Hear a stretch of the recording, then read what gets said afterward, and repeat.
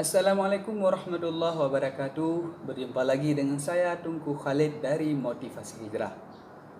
Pertama-tama saya ingin menyapa dulu nih. Selamat pagi teman-teman semua. Kabar kalian bagaimana? Insyaallah sehat semua ya.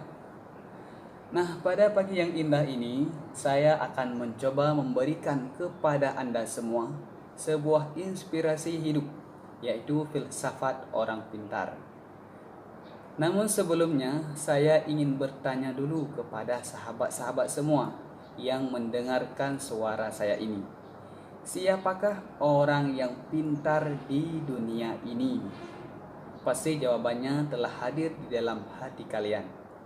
Apakah itu orang kaya, orang yang bisa membodohkan orang lain, dan lain-lain sebagainya? Akan tetapi teman-temanku semua, jawaban yang sudah hadir di dalam hati kamu simpan dulu.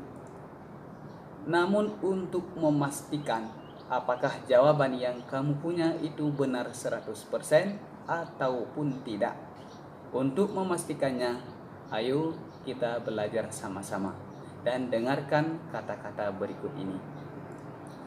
Baiklah, pertama-tama kamu siapkan secari kertas supaya lebih memudahkan dan disertai dengan alat tulisnya. Oke Mas Bro, sekarang saya anggap kamu telah menyediakannya. Sekarang kamu dengarkan baik-baik dan catat satu persatu. Dengarkan baik-baik dan catat satu persatu. Pertama-tama, berbicara tentang kecerdasan tidak akan lepas dari akal.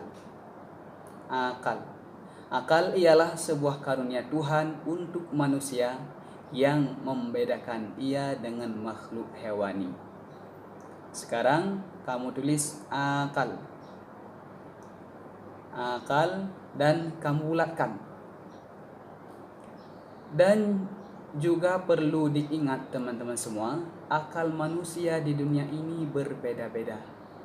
Ada yang daya fikirnya tinggi, pertengahan, dan ada pula yang rendah, atau disebut dengan IQ rendah, pertengahan, dan tinggi. Oke, sudah kamu catat ya. Akal tadi kamu bagikan menjadi 3 pembagian. Yang pertama, ada akal yang tinggi, daya fikirnya tinggi, pertengahan, dan ada yang rendah. Nah, kira-kira setelah sampai di sini pembahasan kita tadi, apakah kamu sudah tahu jawabannya? Adapun jawaban yang pertama tadi sudah kamu ubah menjadi jawaban yang lain. Oke, sudah.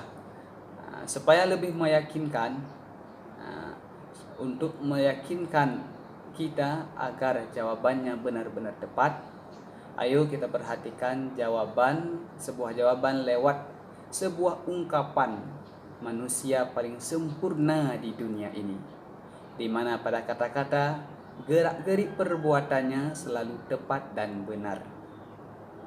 Kalian mengenalnya kan? Siapa lagi kalau bukan Nabi Muhammad sallallahu alaihi wasallam.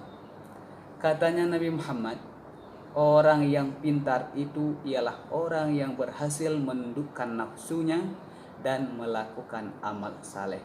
Saya ulangi, orang pintar ialah orang yang berhasil menundukkan nafsunya dan melakukan amal saleh.